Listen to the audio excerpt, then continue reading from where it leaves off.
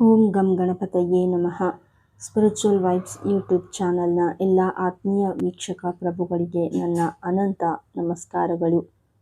ಬ್ರಹ್ಮಾಂಡದ ಅತ್ಯಂತ ಮಂಗಳಕರ ಜ್ಞಾನದಾತ ಅದೃಷ್ಟದ ಸಂಕೇತವಾಗಿರುವ ದೇವಗುರು ಬೃಹಸ್ಪತಿ ಮಹಾರಾಜರು ಈಗ ಒಂದು ಮಹತ್ತರವಾದ ನಕ್ಷತ್ರ ಪರಿವರ್ತನೆಯನ್ನು ಮಾಡುತ್ತಿದ್ದಾರೆ. ಹೌದು, ಜೂನ್ ಜುಲೈ ತಿಂಗಳ ಈ ಸರಣಿಯಲ್ಲಿ ಶುಭಗ್ರಹವಾದ ಗುರುದೇವನು ಪುಷ್ಯ ನಕ್ಷತ್ರದ ದ್ವಿತೀಯ ಪಾದಕ್ಕೆ ಪಾದಾರ್ಪಣೆ ಮಾಡಿದ್ದಾನೆ. ಜ್ಯೋತಿಷ್ಯ ಶಾಸ್ತ್ರದಲ್ಲಿ ಗುರುವಿನ ಚಲನೆಗೆ ಎಷ್ಟು ಮಹತ್ವವಿದೆಯೋ ಅದಕ್ಕಿಂತ 10 ಪಟ್ಟು ಹೆಚ್ಚಿನ ಮಹತ್ವ ಈ ಪುಷ್ಯ ನಕ್ಷತ್ರದ ಸಂಚಾರಕ್ಕಿದೆ. ಏಕೆಂದರೆ ಈ ಪುಷ್ಯ ನಕ್ಷತ್ರದ ದ್ವಿತೀಯ ಪಾದದ ಅಧಿಪತಿ ಮತ್ಯಾರೂ ಅಲ್ಲ, ಗ್ರಹಗಳ ರಾಜಕುಮಾರ, ಬುದ್ಧಿವಂತಿಕೆಯ ಅಧಿನಾಯಕನಾದ ಬುಧದೇವ. ಗುರು ಮತ್ತು ಬುಧನ ಈ ಅಪೂರ್ವ ಯೋಗದಿಂದಾಗಿ ಇಡೀ ಬ್ರಹ್ಮಾಂಡದಲ್ಲಿ ಧನಾತ್ಮಕ ಶಕ್ತಿ ಸಂಚಲನವಾಗುತ್ತಿದೆ. ಆತ್ಮೀಯರೇ, ದಿನಾಂಕ 2026 ಜುಲೈ 4 ಶನಿವಾರ ಮಧ್ಯಾಹ್ನ 3:57ಕ್ಕೆ ಗುರುಗ್ರಹವು ಪುಷ್ಯ ನಕ್ಷತ್ರದ 2ನೇ ಪಾದವನ್ನು ಪ್ರವೇಶಿಸಿದೆ.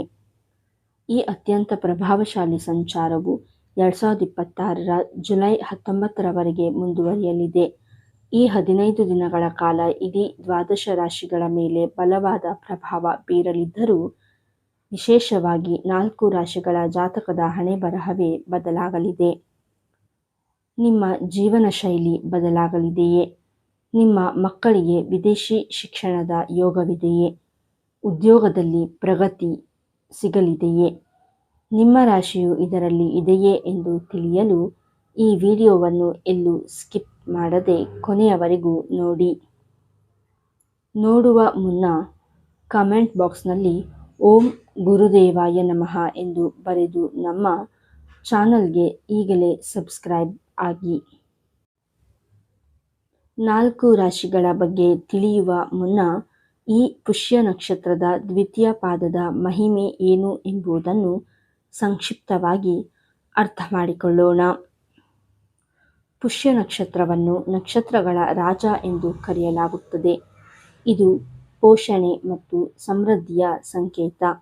ಗುರುಗ್ರಹವು ಜ್ಞಾನ, ಸಂತಾನ, ಸಂಪತ್ತು ಮತ್ತು ದೈವಿಕ ಕೃಪೆಯನ್ನು ಪ್ರತಿನಿಧಿಸಿದರೆ, ದ್ವಿತೀಯ ಪಾದದ ಅಧಿಪತಿಯಾದ ಬುಧನು ವ್ಯಾಪಾರ, ಬುದ್ಧಿವಂತಿಕೆ, ವಾಕ್ಚಾತುರ್ಯ ಮತ್ತು ವಿದೇಶಿ ವ್ಯವಹಾರಗಳನ್ನು ನಿಯಂತ್ರಿಸುತ್ತಾನೆ. ಯಾವಾಗ ಜ್ಞಾನದಾತ ಗುರು ಮತ್ತು ಬುದ್ಧಿದಾತ ಬುಧನ ಶಕ್ತಿಗಳು ಒಂದಾಗುತ್ತವೆಯೋ ಆಗ ಮನುಷ್ಯನಿಗೆ ಹಠಾತ್ ಧನಲಾಭ, ಉನ್ನತ ಶಿಕ್ಷಣದ ಅವಕಾಶ ಹಾಗೂ ಸಮಾಜದಲ್ಲಿ ದೊಡ್ಡ ಪದವಿ ಸಿಗುತ್ತದೆ. ಈ 15 ದಿನಗಳ ಅವಧಿಯಲ್ಲಿ ಯಾರ ಜಾತಕದಲ್ಲಿ ಗುರು ಬಲಶಾಲಿಯಾಗುತ್ತಾನೋ ಅವನ ಲೈಫ್ ಸ್ಟೈಲ್ ಸಂಪೂರ್ಣವಾಗಿ ಬದಲಾಗುತ್ತದೆ. ಹಾಗಾದರೆ ಆ ಅದೃಷ್ಟವಂತ 4 ರಾಶಿಗಳು ಯಾವುವು ಎಂದು ನೋಡೋಣ. ಮೇಷರಾಶಿ. ನಮ್ಮ ಪಟ್ಟಿಯಲ್ಲಿರುವ ಮೊದಲನೇ ಅದೃಷ್ಟದ ರಾಶಿ ಮೇಷರಾಶಿ.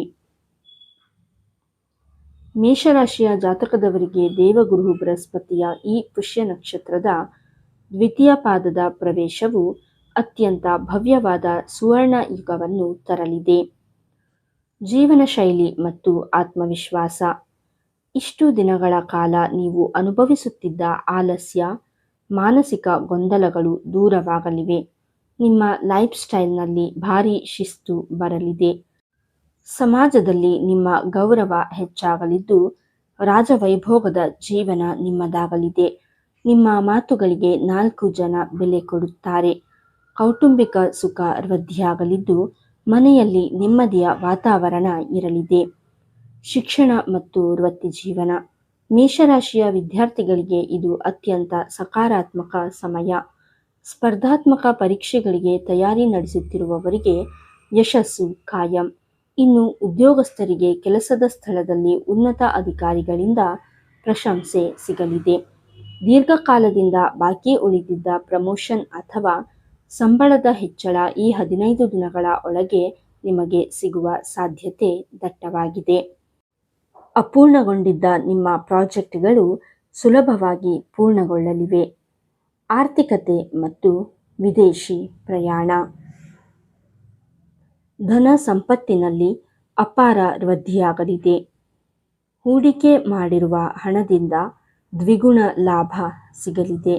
ವಿಶೇಷವಾಗಿ ವಿದೇಶಿ ಕಂಪನಿಗಳಲ್ಲಿ ಕೆಲಸ ಮಾಡಲು ಬಯಸುವವರಿಗೆ ಅಥವಾ ಮಲ್ಟಿನ್ಯಾಷನಲ್ ಕಂಪನಿಗಳ ಸಂದರ್ಶನ ಎದುರಿಸುತ್ತಿರುವವರಿಗೆ ಶುಭ ವಾರ್ತೆ ಸಿಗಲಿದೆ. ಶಿಕ್ಷಣಕ್ಕಾಗಿ ಅಥವಾ ಉದ್ಯೋಗದ ನಿಮಿತ್ತ ವಿದೇಶಕ್ಕೆ ಪ್ರಯಾಣ ಬೆಳೆಸಲು ವೀಸಾ ಸಮಸ್ಯೆ ಇದ್ದರೆ ಅದು ಈ ಅವಧಿಯಲ್ಲಿ ನಿವಾರಣೆಯಾಗಲಿದೆ. ನಿಮ್ಮ ಆದಾಯದ ಮೂಲಗಳು ಹೆಚ್ಚಾಗುವುದರಿಂದ ನೀವು ಅತ್ಯಂತ ಸಂತೋಷದಿಂದ ಇರುತ್ತೀರಿ. ವಿಶೇಷ ಸಲಹೆ: ಈ ಅವಧಿಯಲ್ಲಿ ಧಾರ್ಮಿಕ ಕಾರ್ಯಗಳಲ್ಲಿ ನಿಮ್ಮ ಮನಸ್ಸು ಹೆಚ್ಚಾಗಿ ತೊಡಗುತ್ತದೆ. ದೇವಸ್ಥಾನಗಳಿಗೆ ಭೇಟಿ ನೀಡುವುದು ಒಳ್ಳೆಯದು. ಮಿಥುನ ರಾಶಿ. ನಮ್ಮ ಪಟ್ಟಿಯಲ್ಲಿರುವ ಎರಡನೇ ಮಹತ್ವದ ರಾಶಿ ಮಿಥುನ ರಾಶಿ. ಮಿಥುನ ರಾಶಿಯ ಅಧಿಪತಿಯೇ ಬುಧ ದೇವನಾಗಿರುವುದರಿಂದ ಬುಧನ ಪಾದಕ್ಕೆ ಗುರು ಬರುತ್ತಿರುವುದು ನಿಮಗೆ ಗಜಕೇಸರಿ ಯೋಗದಂತಹ ಫಲವನ್ನು ನೀಡಲಿದೆ. ನಿಮ್ಮ ಅದೃಷ್ಟದ ಸಂಪೂರ್ಣ ಬೆಂಬಲ ಪ್ರತಿಯೊಂದು ಹೆಜ್ಜೆಯಲ್ಲೂ ಸಿಗಲಿದೆ. ಜೀವನ ಶೈಲಿ ಮತ್ತು ಆರೋಗ್ಯ. ಮಿಥುನ ರಾಶಿಯವರ ಜೀವನ ಶೈಲಿಯಲ್ಲಿ ಭಾರಿ ದೊಡ್ಡ ಸಕಾರಾತ್ಮಕ ಬದಲಾವಣೆ ಬರಲಿದೆ. ಕಳೆದ ಕೆಲವು ತಿಂಗಳುಗಳಿಂದ ನಿಮ್ಮನ್ನು ಕಾಡುತ್ತಿದ್ದ ಆರೋಗ್ಯ ಸಮಸ್ಯೆಗಳು, ದೈಹಿಕ ಬಳಲಿಕೆಗಳು ಮಂತ್ರ ಹಾಕಿದಂತೆ ಮಾಯವಾಗಲಿವೆ. ಹೊಸ ಉತ್ಸಾಹ, ಹೊಸ ಎನರ್ಜಿ ನಿಮ್ಮದಾಗಲಿದೆ. ನಿಮ್ಮ ದೈನಂದಿನ ದಿನಚರಿಯಲ್ಲಿ ಯೋಗ, ಪ್ರಾಣಾಯಾಮ ಅಥವಾ ಆಧ್ಯಾತ್ಮಿಕ ಚಿಂತನೆಗಳು ಹೆಚ್ಚಾಗಲಿವೆ. ವ್ಯಾಪಾರ, ವ್ಯವಹಾರ ಮತ್ತು ಆರ್ಥಿಕತೆ. ವ್ಯಾಪಾರಸ್ಥರಿಗೆ ಇದು ಬಂಪರ್ ಲಾಟರಿ ಹೊಡೆಯುವ ಸಮಯ. ನಿಮ್ಮ ಬಿಸ್ನೆಸ್ನಲ್ಲಿ ಯಾವುದಾದರೂ ದೊಡ್ಡ ಡೀಲ್ ಅಥವಾ ಕರಾರು ಬಾಕಿ ಉಳಿದಿದ್ದರೆ ಈ ಅವಧಿಯಲ್ಲಿ ಯಶಸ್ವಿಯಾಗಿ ಮುಕ್ತಾಯಗೊಳ್ಳಲಿದೆ. ಹಠಾತ್ ಧನ ಪ್ರಾಪ್ತಿಯ ಯೋಗ ನಿಮಗಿದೆ. ಲಾಟರಿ, ಶೇರ್ ಮಾರ್ಕೆಟ್ ಅಥವಾ ಪಿತ್ರಾರ್ಜಿತ ಆಸ್ತಿಯಿಂದ ಅನಿರೀಕ್ಷಿತ ಹಣ ನಿಮ್ಮ ಕೈಸೇರಬಹುದು. ಶಿಕ್ಷಣ ಮತ್ತು ವಿದೇಶಿ ಅವಕಾಶಗಳು. ವಿದ್ಯಾರ್ಥಿಗಳಿಗೆ ಬುದ್ಧಿಶಕ್ತಿ ತೀಕ್ಷ್ಣವಾಗಲಿದೆ. ಸಂಶೋಧನೆ ಮತ್ತು ತಾಂತ್ರಿಕ ಕ್ಷೇತ್ರದಲ್ಲಿರುವ ವಿದ್ಯಾರ್ಥಿಗಳಿಗೆ ಅದ್ಭುತ ಅವಕಾಶಗಳು ಲಭಿಸಲಿವೆ. ವಿದೇಶಿ ವ್ಯಾಪಾರ ಅಥವಾ ಇಂಪೋರ್ಟ್ ಎಕ್ಸ್ಪೋರ್ಟ್ ಬಿಸ್ನೆಸ್ ಹೊಂದಿರುವ ಮಿಥುನ ರಾಶಿಯವರಿಗೆ ಈ 15 ದಿನಗಳಲ್ಲಿ ವಿದೇಶದಿಂದ ದೊಡ್ಡ ಆರ್ಡರ್ಗಳು ಬರುವ ಸಾಧ್ಯತೆ ಇದೆ. ವಿದೇಶದಲ್ಲಿ ನೆಲೆಸಲು ಬಯಸುವವರ ಕನಸು ನನಸಾಗುವ ಕಾಲ ಹತ್ತಿರ ಬಂದಿದೆ. ವೀಕ್ಷಕರೇ, ಮೇಷ ಮತ್ತು ಮಿಥುನ ರಾಶಿಯ ಫಲಗಳನ್ನು ಕೇಳಿದ್ರಲ್ಲವೇ? ಇನ್ನುಳಿದ 2 ರಾಶಿಗಳಾದ ತುಲಾ ಮತ್ತು ಮೀನ ರಾಶಿಯವರ ಭವಿಷ್ಯ ಮತ್ತಷ್ಟು ರೋಚಕವಾಗಿದೆ. ಅದಕ್ಕೂ ಮುನ್ನ ನಿಮ್ಮ ರಾಶಿ ಯಾವುದು ಎಂಬುದನ್ನು ಕಮೆಂಟ್ ಮಾಡಿ ತಿಳಿಸಿ. ನಿಮ್ಮ ಜಾತಕದಲ್ಲಿ ಗುರುವಿನ ಸ್ಥಾನ ಹೇಗಿದೆ ಎಂದು ತಿಳಿಯಲು ಜಾತಕ ವಿಶ್ಲೇಷಣೆ ಮಾಡಿಸುವುದು ಕೂಡ ಮುಖ್ಯ. ಬನ್ನಿ ಈಗ 3ನೇ ರಾಶಿಯಾದ ತುಲಾ ರಾಶಿಯ ಜಾತಕದವರಿಗೆ ಗುರು ಯಾವ ರೀತಿ ಕರುಣೆ ತೋರಲಿದ್ದಾನೆ ಎಂದು ನೋಡೋಣ. ತುಲಾ ರಾಶಿ. ಗುರುವಿನ ಈ ನಕ್ಷತ್ರ ಪಾದದ ಬದಲಾವಣೆಯಿಂದ ಅದೃಷ್ಟದ ತಕ್ಕಡಿ ಮೇಲೇರಲಿರುವ ರಾಶಿ ಎಂದರೆ ಅದುವೇ ತುಲಾ ರಾಶಿ. ನಿಮ್ಮ ಭಾಗ್ಯಸ್ಥಾನದಲ್ಲಿ ಧನಾತ್ಮಕ ಬದಲಾವಣೆಗಳು ಗಾಢವಾಗಲಿವೆ. ಜೀವನ ಶೈಲಿ ಮತ್ತು ಆತ್ಮವಿಶ್ವಾಸ. ತುಲಾ ರಾಶಿಯ ಜನರ ಆತ್ಮವಿಶ್ವಾಸ ಈ ಅವಧಿಯಲ್ಲಿ ಆಕಾಶದತ್ತ ಮುಖ ಮಾಡಲಿದೆ. ಹಳೆಯ ಕೀಳರಿಮೆಗಳು ದೂರವಾಗಿ ಸಮಾಜದಲ್ಲಿ ನಿಮ್ಮ ವ್ಯಕ್ತಿತ್ವಕ್ಕೆ ಹೊಸ ಮೆರುಗು ಸಿಗಲಿದೆ. ಲೈಫ್ ಸ್ಟೈಲ್ನಲ್ಲಿ ಐಷಾರಾಮಿ ವಸ್ತುಗಳ ಸೇರ್ಪಡೆಯಾಗಬಹುದು. ಕೌಟುಂಬಿಕವಾಗಿ ಮಂಗಳಕರ ಕಾರ್ಯಕ್ರಮಗಳಲ್ಲಿ ಭಾಗವಹಿಸುವ ಅದ್ಭುತ ಅವಕಾಶಗಳು ಲಭಿಸಲಿವೆ. ನಿಮ್ಮ ಮನೆಯಲ್ಲಿ ಧಾರ್ಮಿಕ ಪೂಜೆ ಅಥವಾ ಹೋಮಗಳು ನಡೆಯುವ ಸಾಧ್ಯತೆ ಇದೆ. ಆರ್ಥಿಕ ಸ್ಥಿತಿ ಮತ್ತು ಉದ್ಯೋಗ. ನಿಮ್ಮ ಆರ್ಥಿಕ ಸ್ಥಿತಿ ಮೊದಲಿಗಿಂತ ಸಾಕಷ್ಟು ಸುಧಾರಿಸಲಿದೆ. ಸಾಲದ ಬಾಧೆಗಳಿಂದ ಮುಕ್ತಿ ಸಿಗುವ ಹಾದಿ ಸುಲಭವಾಗಲಿದೆ. ಉದ್ಯೋಗದಲ್ಲಿ ನಿಮ್ಮ ಕ್ರಿಯೇಟಿವಿಟಿಗೆ ಸೂಕ್ತ ಮನ್ನಣೆ ದೊರೆತು ಸಂಬಳದ ಜೊತೆಗೆ ಇನ್ಸೆಂಟಿವ್ಸ್ ಕೂಡ ಪಡೆಯಬಹುದು. ಹಿರಿಯ ಅಧಿಕಾರಿಗಳ ಸಂಪೂರ್ಣ ಬೆಂಬಲ ನಿಮ್ಮ ಮೇಲಿರಲಿದೆ. ಶಿಕ್ಷಣ ಮತ್ತು ಧಾರ್ಮಿಕ ಯಾತ್ರೆ.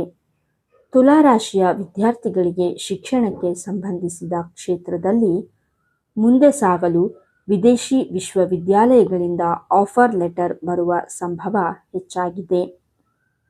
ಉನ್ನತ ಶಿಕ್ಷಣಕ್ಕಾಗಿ ಬ್ಯಾಂಕ್ ಲೋನ್ ನಿರೀಕ್ಷಿಸುತ್ತಿರುವವರಿಗೆ ಲೋನ್ ಮಂಜೂರಾಗಲಿದೆ. ಇದರೊಂದಿಗೆ ಈ ಅವಧಿಯಲ್ಲಿ ನಿಮಗೆ ಸುದೀರ್ಘ ಧಾರ್ಮಿಕ ಯಾತ್ರೆ ಅಥವಾ ತೀರ್ಥಯಾತ್ರೆಗೆ ಪ್ರಯಾಣಿಸುವ ಅದ್ಭುತ ಅವಕಾಶ ಕೂಡ ಲಭಿಸಲಿದೆ. ಕಾಶಿ, ರಾಮೇಶ್ವರ ಅಥವಾ ಸುದೂರದ ಪುಣ್ಯ ಕ್ಷೇತ್ರಗಳಿಗೆ ಕುಟುಂಬದೊಂದಿಗೆ ಪ್ರಯಾಣ ಬೆಳೆಸುವಿರಿ. ಮೀನರಾಶಿ. ಇನ್ನು ಕೊನೆಯದಾಗಿ ದೇವಗುರು ಬೃಹಸ್ಪತಿಯ ಸ್ವಂತ ರಾಶಿಯಾದ ಮೀನರಾಶಿ. ನಿಮ್ಮ ರಾಶ್ಯಾಧಿಪತಿಯೇ ಗುರುವಿನ ಪುಷ್ಯ ನಕ್ಷತ್ರದ 2ನೇ ಪಾದಕ್ಕೆ ಚಲಿಸುತ್ತಿರುವುದರಿಂದ ನಿಮ್ಮ ಸುಖ ಮತ್ತು ಸಮೃದ್ಧಿಯಲ್ಲಿ ಅಪಾರ ವೃದ್ಧಿಯಾಗುವುದರಲ್ಲಿ ಯಾವುದೇ ಸಂದೇಹವಿಲ್ಲ. ಜೀವನ ಶೈಲಿ ಮತ್ತು ಆಸ್ತಿ ಖರೀದಿ. ಮೀನರಾಶಿಯವರ ಲೈಫ್ ಸ್ಟೈಲ್ ಅತ್ಯಂತ ವೈಭೋಗದಿಂದ ಕೂಡಿರಲಿದೆ.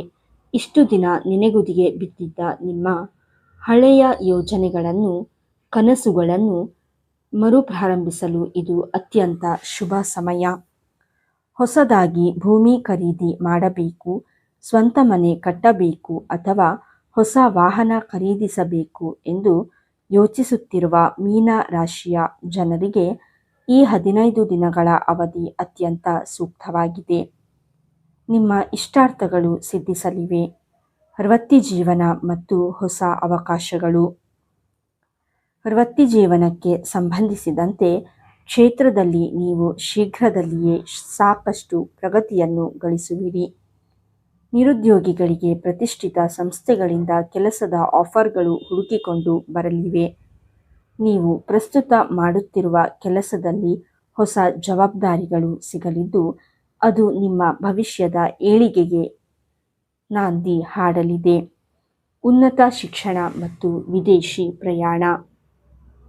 ವಿದ್ಯಾಭ್ಯಾಸದಲ್ಲಿ ಹಿಂದುಳಿದಿದ್ದ ಮೀನರಾಶಿಯ ವಿದ್ಯಾರ್ಥಿಗಳಿಗೆ ಏಕಾಗ್ರತೆ ಹೆಚ್ಚಾಗಲಿದೆ. ಗುರು ಮತ್ತು ಬುಧನ ಕೃಪೆಯಿಂದ speech therapy, journalism, mass communication ಅಥವಾ ಮ್ಯಾನೇಜ್ಮೆಂಟ್ ಓದುತ್ತಿರುವ ವಿದ್ಯಾರ್ಥಿಗಳಿಗೆ ಕ್ಯಾಂಪಸ್ ಸೆಲೆಕ್ಷನ್ ಆಗುವ ಸಾಧ್ಯತೆ ದಟ್ಟವಾಗಿದೆ. ಕೆಲಸಕ್ಕೆ ಅಥವಾ ಉದ್ಯೋಗಕ್ಕೆ ಸಂಬಂಧಿಸಿದಂತೆ ವಿದೇಶಿ ಪ್ರಯಾಣದ ಯೋಗ ನಿಮ್ಮ ಜಾತಕದಲ್ಲಿದೆ. ಗ್ರೀನ್ ಕಾರ್ಡ್ ಅಥವಾ ವೀಸಾ ಪ್ರಕ್ರಿಯೆಗಳಲ್ಲಿ ಇದ್ದ ಅಡೆತಡೆಗಳು ನಿವಾರಣೆಯಾಗಲಿವೆ. ಗುರುವಿನ ಕೃಪೆಗಾಗಿ ಸರಳ ಪರಿಹಾರಗಳು. ವೀಕ್ಷಕರೇ, ನೋಡಿದ್ರಲ್ಲವೇ, ಮೇಷ, ಮಿಥುನ, ತುಲಾ ಮತ್ತು ಮೀನರಾಶಿಯ ಜಾತಕದವರಿಗೆ ಈ ಜುಲೈ 4ರಿಂದ ಜುಲೈ 19ರವರೆಗಿನ ಗುರುವಿನ ಪುಷ್ಯ ನಕ್ಷತ್ರದ ದ್ವಿತೀಯ ಪಾದದ ಸಂಚಾರವು ಧನ, ಸಂಪತ್ತು ಮತ್ತು ಕೀರ್ತಿಯನ್ನು ಹೊತ್ತು ತರಲಿದೆ. ಒಂದು ವೇಳೆ ನಿಮ್ಮ ರಾಶಿ ಇದಾಗಿದ್ದರೂ ನಿಮಗೆ ಶುಭ ಫಲಗಳು ಸಿಗುತ್ತಿಲ್ಲ ಎನಿಸಿದರೆ ಗುರುವಿನ ಕೃಪೆಗಾಗಿ ಈ ಸರಳ ಪರಿಹಾರಗಳನ್ನು ತಪ್ಪದೆ ಮಾಡಿ. ಪ್ರತಿ ಗುರುವಾರ ದೇವಗುರು ರಾಘವೇಂದ್ರ ಸ್ವಾಮಿಗಳ ಮಠಕ್ಕೆ ಅಥವಾ ದತ್ತಾತ್ರೇಯ ಸ್ವಾಮಿ ದೇವಸ್ಥಾನಕ್ಕೆ ಭೇಟಿ ನೀಡಿ ಕಡಲೆಬೇಳೆ ದಾನ ಮಾಡಿ. ಪ್ರತಿದಿನ ಬೆಳಗ್ಗೆ ಸ್ನಾನದ ನೀರಿಗೆ 1 ಚಿಟಿಕೆ ಅರಶಿನ ಪುಡಿ ಹಾಕಿ ಸ್ನಾನ ಮಾಡಿ. ಹಿರಿಯರಿಗೆ ಹಾಗೂ ನಿಮ್ಮ ಗುರುಗಳಿಗೆ ಗೌರವ ನೀಡಿ ಅವರ ಆಶೀರ್ವಾದ ಪಡೆಯಿರಿ. ಈ ಮಾಹಿತಿ ನಿಮಗೆ ನಿಜಕ್ಕೂ ಉಪಯುಕ್ತ ಅನಿಸಿದ್ದಲ್ಲಿ ಈ ವಿಡಿಯೋವನ್ನು ನಿಮ್ಮ ಸ್ನೇಹಿತರು ಹಾಗೂ ಕುಟುಂಬದವರೊಂದಿಗೆ ಶೇರ್ ಮಾಡಿ. ವಿಡಿಯೋಗೆ ಒಂದು ಲೈಕ್ ನೀಡಿ ನಿಮ್ಮ ಅನಿಸಿಕೆಯನ್ನು ಕಾಮೆಂಟ್ ಬಾಕ್ಸ್ನಲ್ಲಿ ಹಂಚಿಕೊಳ್ಳಿ. ಇಂತಹ ಮತ್ತಷ್ಟು ಆಧ್ಯಾತ್ಮಿಕ ಮತ್ತು ಜ್ಯೋತಿಷ್ಯ ಮಾಹಿತಿಗಾಗಿ ನಮ್ಮ ಸ್ಪಿರಿಚುವಲ್ ವೈಬ್ಸ್ ಯೂಟ್ಯೂಬ್ ಚಾನಲ್ಗೆ ತಪ್ಪದೇ ಸಬ್ಸ್ಕ್ರೈಬ್ ಆಗಿ. ಲೋಕ ಸಮಸ್ತ ಸುಖಿನೋ ಭವಂತು. ಧನ್ಯವಾದಗಳು.